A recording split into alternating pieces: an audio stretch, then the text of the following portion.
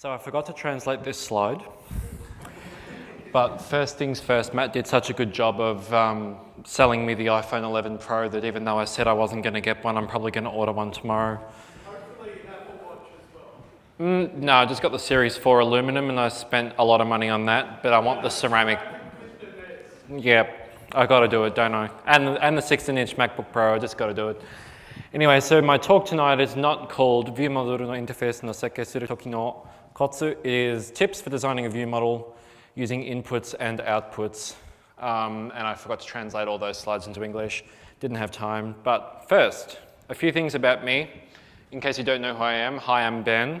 And it's written in both languages, but I'm not going to read the second part out. It's been a while. As Hugh mentioned, it's been like 18 or 19 months since I was last at CocoaHeads. And one key thing you need to know about me is that I can't explain things without it being a story. So a little case study. Before I moved to Japan for my current role, I did a few interviews and I was asked some pretty intense questions, and it was like, I tried to explain everything and it wasn't clear enough. I ended up having to draw a picture, and it's like, okay, now I see how your mind works. You're very artistic. That might annoy some people, but that's who I am and I own it. And that's why what I'm about to present to you tonight actually really helps me and helps other people like with me to communicate and bridge barriers that I didn't think were possible. So what are my tips for designing interfaces? Well, I'll start with, I like to think in an I/O pattern, like on-off, input, output. And the example shown here in the image, and I hope it's big enough, and if you can't see it, I don't know how to zoom in using DexSet, but it's like I tap a button and it calls the view model, which does some processing work, and then I observe the result using reactive Swift, hold for architectural disagreements. Yep. Anyway, so an input function to me, the goal is to easily understand the purpose and intent, because in a team where there's so many people with different language backgrounds, such as Japanese, English, Indian, Chinese, Cantonese, you name it, Korean, we've got Russian, we've got French, we've got nearly everyone. I swear there's someone from at least every country. It gets to the point where you have to maintain a code base that like everyone can pick up, even if English is their second, third, fourth, fifth, whatever language. So our inputs are very rigidly maintained during code review. And we start by naming it with intent and purpose, because naming is hard. So relying on that helps alleviate this. And like I said, especially with language barriers, everyone can see login button tapped. And it's like, oh, that method fires when I tap the login button. You don't call it like login screen button 1 tapped. It's like, what is button 1? You would call it what its purpose and intent is. For example, as I just mentioned, see, it's a story. I didn't go to the next slide and continue. The purpose and intent of that is easy to understand. The output is the result of that. So if I take my login button pressed function, the APL call succeeds, my output will become login successful, and if it fails, it will be login failed. Again, obvious.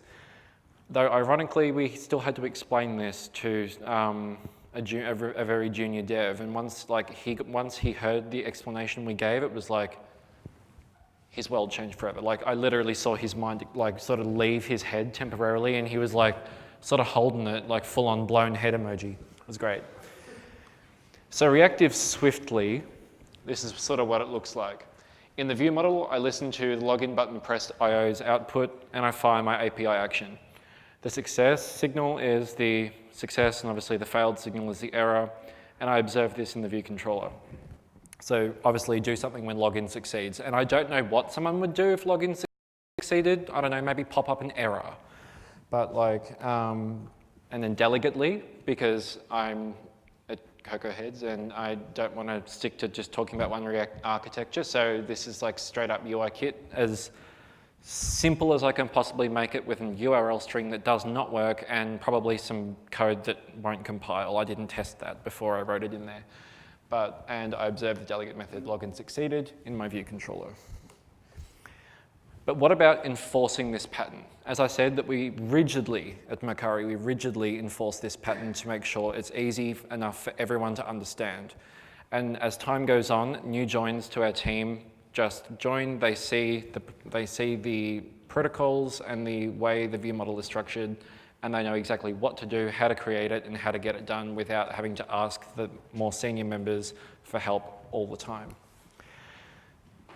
And like I said, protocols, and this has got the incorrect title, I'm sorry, it's supposed to be protocol-ly, but I have an input protocol, an outputs protocol, a type, and a final class. This is a simplified version of one protocol, which I have like associated types in that you can conform a view model to, and it has all this in it.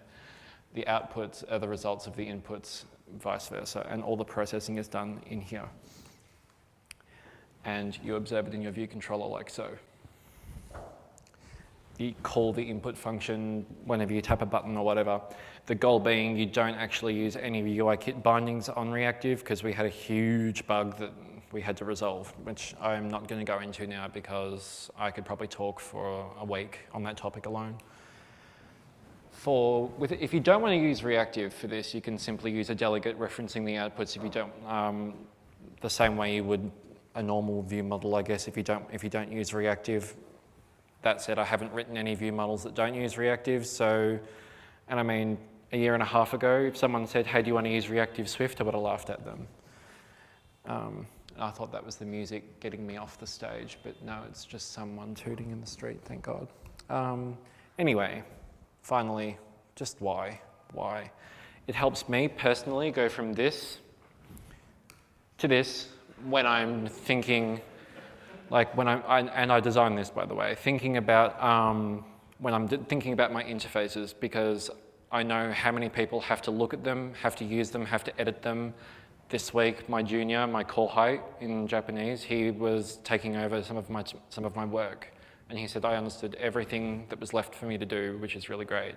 And he's only just graduated from Rikyo University. And I don't know where that is, but he's a really smart kid, and I can see him growing up really well. Anyway, furthermore, maybe. This pattern might help you too. Instead of just thinking in I/O, actually you literally lock yourself into that pattern with protocols. As I said, it's helped our juniors. It helped me slow my mind down and think in a more rational, slow approach. And it helps me describe things to other team members that don't have a perfect grasp of English, which is more than likely the case, being the only white dude on my iOS team and on my floor. So it's like I have to bridge between like everyone else all the time. So having a standard pattern that we have created using in programming, it's actually helped physical, non-code related conversations as well. And that's all. Ijo desu ne, Shin-chan doing his happy dance. And I'd like to end on one note, because Matt was touting installing Xcode 11. I found this bug this morning in the known issues changelog, and I was just like, really, that's the GM?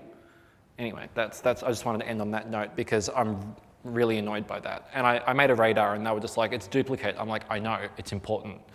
But yeah, anyway, that's all from me. Ijo desu. Arigatou gozaimasu.